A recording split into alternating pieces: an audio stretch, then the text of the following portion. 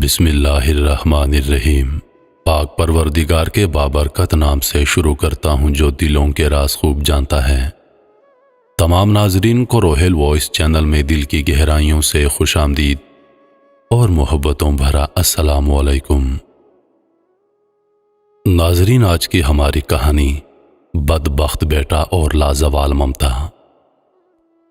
माँ का लफ्ज़ जिस कदर बोलने में मीठा है, उससे बढ़कर एक हसीन एहसास का नाम है। माँ शफकत, खुलूस, बेलोस, मोहब्बत और कुर्बानी का दूसरा नाम है। माँ दुनिया का वो प्यारा लफ्ज़ है जिसको सोचते ही एक मोहब्बत, ठंडक, प्यार और सुकून का एहसास होता है। चिलचिलाती धूप में इसका दस्ते शफकत शजर सायादार की तरह साइबान बनकर औलाद को सुकून का एहसास दिलाता है। इसकी गर्म गोद सर्दी का एहसास नहीं होने देती। खुद बेशक कांटों पर चलती रहे मगर औलाद को हमेशा फूलों के बिस्तर पे सुलाती है और दुनिया जहान के दुखों को अपने आंचल में समेटे लबों पे मुस्कुराहट सजाए रवा दमा रहती है। इसलिए अल्लाह ताला ने किसी रिश्ते की मोहब्बत को अपनी मोहब्बत से ताबीर नहीं किया सिवाय माँ के।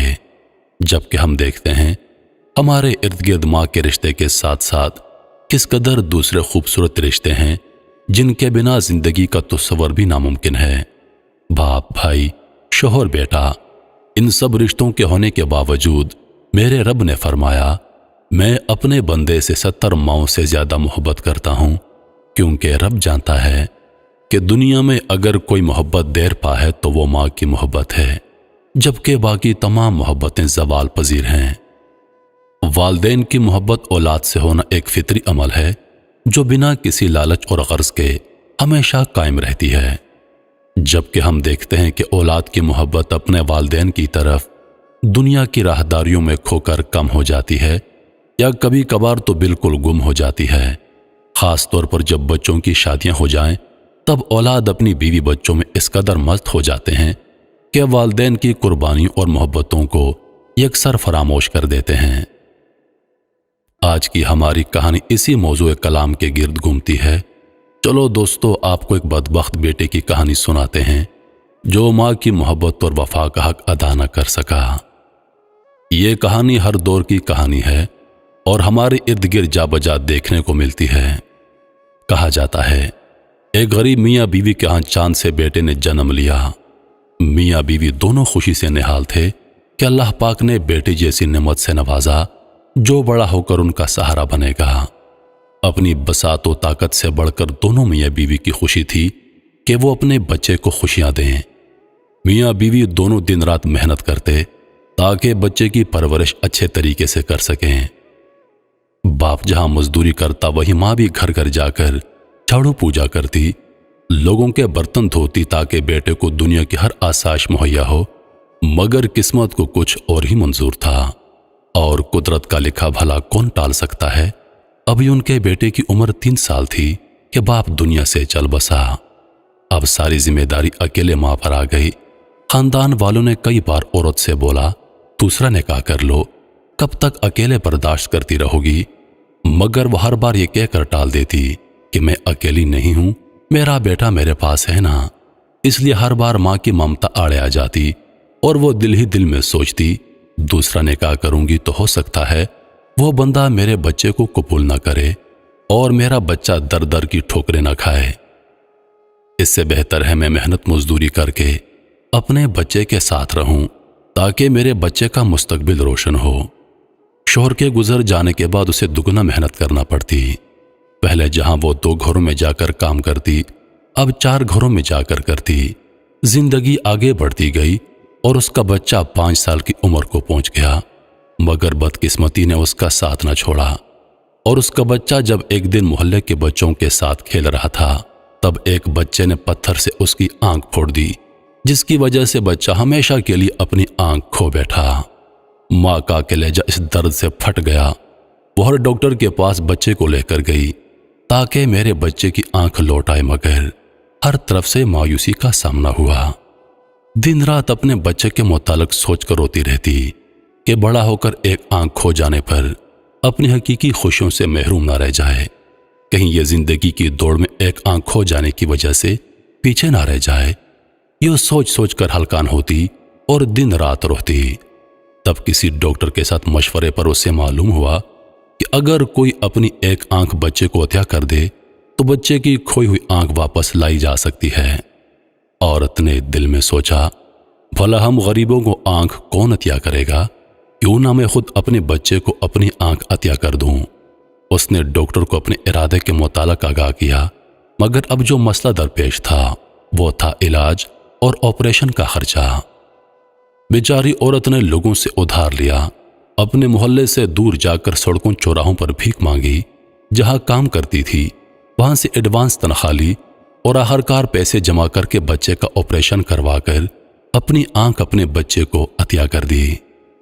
آپریشن ہونے کے باوجود بیچاری عورت نے محنت نہ چھوڑی اور بیماری کی حالت میں بھی مزدوری کرتی، مگر اب ایک آنکھ نہ ہونے کی وجہ سے لوگوں نے اسے کام دینا تقریباً بند کر دیا، کیونکہ وہ اب جھاڑو پوچھا ٹھیک طرح سے نہیں کر پاتی تھی۔ ادھر جن لوگوں نے ادھار لیا ہوا تھا وہ بھی ہر وقت سر کھاتے کہ کب واپس کرو گی۔ آخرکار عورت نے گلی محلے سے اجرت پر کوڑا کرکٹ اٹھانا شروع کر دیا اور روزی روٹی چلانے لگی۔ بچہ بھی وقت کے ساتھ بڑا ہو رہا تھا، اسے اچھے اسکول میں داخل کروایا اور خوب محنت کر کے قرضہ بھی اتار دیا۔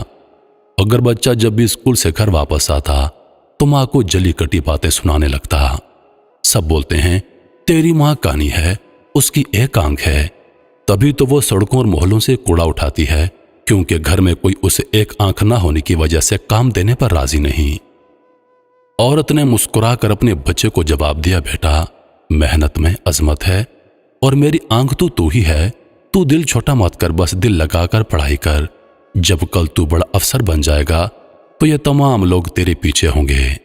مگر کم عقل لڑکا ماں کی بات کو نہ سمجھتا اور دل دل میں کڑتا رہتا۔ وقت گزرتا گیا اور لڑکے نے تعلیم مکمل کر لی، ماں کی محنت اور دعا سے بڑا آفیسر بن گیا اور پسند کی شادی بھی کر لی۔ بیوی کے آنے کے بعد گھر کے ماحول میں تناؤ بڑھ گیا، کیونکہ اس کی بیوی اس کی ماں کے ساتھ رہنے کو تیار نہ تھی۔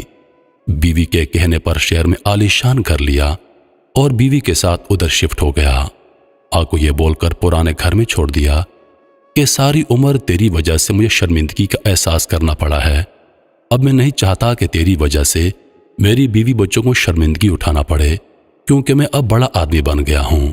فکر نہ کر میری ماں، ہر مہینے تجھے تیری ضرورت کا خرچہ بھیجتا رہوں گا، مہینے میں ایک دفعہ تجھے ملنے بھی آیا کروں گا، پر تجھے ساتھ نہیں لے جا سکتا، تجھے میری مجبوری کو سمجھنا ہوگا۔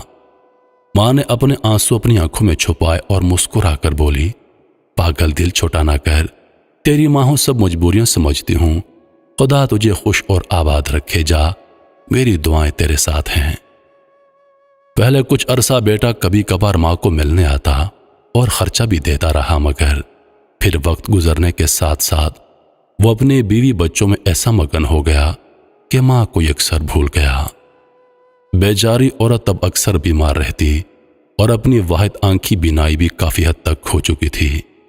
گھر میں فاقوں کی نوبت آ گئی، کبھی کبھار محلے والے ترس کھا کر کچھ نہ کچھ دیتے جاتے۔ بیٹے کی بے وفائی اور گردش ایام نے اسے لاغر کر دیا اور اس کی بیماری دن بدن بڑھتی گئی۔ جب عورت کو معلوم ہو چلا کہ اب اس کا آخری وقت قریب ہے تو تب اس نے اپنے بیٹے کو ایک خط لکھا۔ اس نے اپنے دل کی تمام داستان اس خط میں لکھ ڈالی۔ اس نے لکھا، میرے دل کے ٹکڑے، میرے لختی جگر، ہو سکتا ہے جب تجھے یہ خط ملے تو تیری ماں اس دنیا میں نہ ہو، اگر میرے لال میری دعائیں ہمیشہ تیرے ساتھ رہیں گی۔ بڑی خواہش تھی کہ آخری وقت تجھے دیکھتی، اور شاید تیری مصروفیات اس قدر بڑھ گئی تھیں کہ ایک زمانے سے تیرا آنا ممکن نہ ہوا، پر میں اس بات پر خوش ہوں کہ میں تیرے ساتھ اس جہان میں رہوں نہ رہوں، پر میری دی ہوئی آنکھ تیرے ساتھ ہمیشہ رہے گی۔ میرے پیارے بیٹے، جب بچپن میں ایک حادثے کے بنا پر تم نے اپنی آنکھ کھو دی تھی اور میں نے تجھے اپنی آنکھ عطیہ کی، وہ آنکھ تمہاری رہنمائی کرے گی۔ تو میری آنکھ سے دنیا کو دیکھے گا، پرکھے گا اور سمجھے گا۔ میرے بچے، تو اسی آنکھ کی بنا سے مجھ سے نفرت کرتا تھا، شاید تجھے معلوم نہیں کہ تو بچپن میں کانا ہو گیا تھا، تیری آنکھ ضائع ہو گئی تھی اور میں نے اپنی آنکھ تم کو عطیہ کی تھی۔ میرے بچے، دنیا بہت ظالم ہے، یہ ہم سے ہمارے اپنے چھین کر ہمیں موت سے پہلے مار دیتی ہے۔ میں بھی تبھی مر گئی تھی جب تو نے مجھ سے منہ موڑ لیا تھا۔ دعا ہے تیری اولاد تجھ سے کبھی منہ نہ موڑے۔ میرے بچے، تو موت سے پہلے موت کی تلخی سے نہ گزرے، آمین۔ یہ خط پڑھتے ہوئے بدبخت بیٹے کی آنکھوں سے آنسو جاری تھے، مگر بہت دیر ہو چکی تھی کیونکہ اس کی ماں دنیا سے چل بسی تھی۔ اس نے خط اٹھایا، گاڑی نکالی اور گاؤں کی طرف چل گیا، مگر جب گاؤں پہنچا تو پتہ چلا کہ اس کی ماں کو گزرے ہوئے 1 مہینہ ہو چکا ہے۔ اب وہ بدبخت اس کی قبر پر جا کر زاروں قطار رونے لگا، افسوس کرنے لگا، فریاد کرنے لگا، ہائے جس ماں سے میں نفرت کرتا تھا، اس کے ایک آنکھ کے کانا ہونے کی وجہ سے، وہ آنکھ تو میری ماں نے مجھے عطیہ کی تھی، کانی وہ نہیں، کانا تو میں تھا۔ بس وہ فریاد کرتا رہا، چیختا چلاتا رہا، مگر وقت ہاتھ سے نکل چکا تھا۔ محترم عزیز دوستو، اس کہانی کی وساطت سے ہماری دعا ہے کہ اولاد ماں باپ کی قدر ان کی زندگی میں کریں، نہ کہ ان کے جانے کے بعد، کیونکہ ماں ایک دعا ہے جو ہر وقت رب رحیم کے آگے دامن پھیلائے رکھتی ہے اور قدم قدم پر ان کی حفاظت کرتی ہے۔ خدا نے اس کے عظیم تر ہونے کی پہچان اس طرح کروائی، اس عظیم ہستی کے قدموں تلے جنت رکھ دی، اب جس کا جی چاہے وہ جنت حاصل کر لے۔ بقول شاعر، چلتی پھرتی ہوئی آنکھوں سے اذاں دیکھی ہے، میں نے جنت تو نہیں دیکھی، پر ماں دیکھی ہے، پر ماں دیکھی ہے، پر ماں دیکھی ہے۔